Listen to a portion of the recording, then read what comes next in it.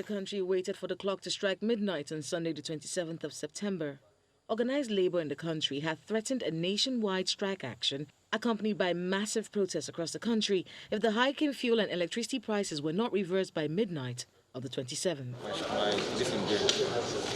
While the government and organized labor bickered, the masses waited with bated breaths for the impact this strike would have on the already diminished resources. Emergency meeting. This in mind, both parties attempt a last-ditch effort to avert the crisis. One more meeting after a series of protests, threats and court orders. As we sit here, it starts off a bit rocky with accusations and counter-accusations. At our last meeting, which the press described as deadlocked, I don't think it was deadlocked. I made it clear that we put proposals on the table, and the labor centers said they will go home and fine-tune those proposals to suit their own needs. Labour, because of the fact that we are passionate on this issue, particularly the hike in electricity tariff, you remembered we had to seek judicial pronouncement. And as I speak, we have a system judgment of the court, Federal High Court Lagos, that said the increase is illegal and therefore it should be set aside.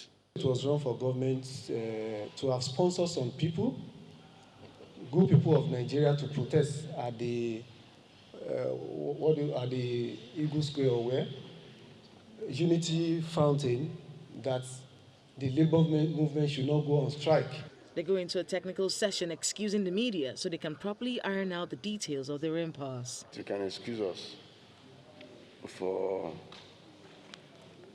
maybe 30 minutes. At about 3 a.m., after hours of deliberations, both parties come to an understanding, signing an MOU which, first of all, suspends the planned strike action for 2 weeks, while a committee set up to look into justification for the hike in electricity tariff, and the government works on plans to revive the downstream sector.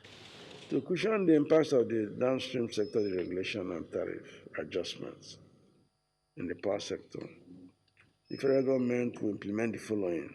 1, specific amount to be unveiled by the federal government in 2 weeks' time and will be selected from the Economic Sustainability Program, ESP, Intervention Fund, and be assessed by Nigerian workers with subsequent provision for 240,000 of them benefiting under the auspices of NSC and TUC. The federal government will also facilitate the removal of tax on minimum wage as a way of cushioning the impacts of the policy on the lowest vulnerable persons.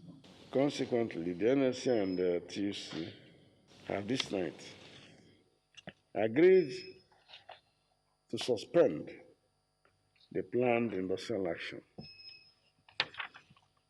with effect from this moment. Organized labor is quick to point out the strike has not been called off. It's only been suspended, pending when the government will make good on the promises it has made. All agreement here shall be followed up.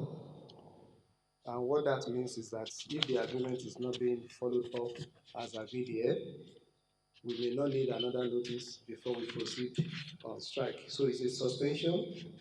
It's not call off of strike. So the federal government have reprieve for 2 weeks. For the masses, they must continue to cope with the new pump price of petrol, while they await the palliatives promised to cushion the effect of the new price.